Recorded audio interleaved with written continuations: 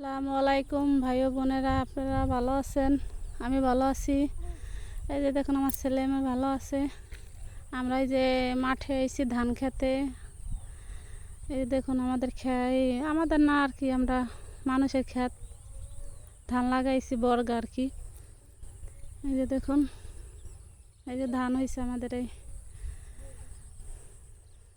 গ্রামের মানুষ তো ক্ষেতের চাল ছাড়া আমরা ভাত খাতে পারি না, কেনা চালের ভাত খাতে পারি না। এই যে দেখুন অনেক সুন্দর ধান হয়েছে, মেলা ধান। এই যে দেখুন মেলা ধান। এই যে দেখুন মাঠ ভরা ধান দেখছেন যে। এই যে আম্মু, তুমি কোথায় আইছো? মাঠে আইছো? আমাকে দান কনে?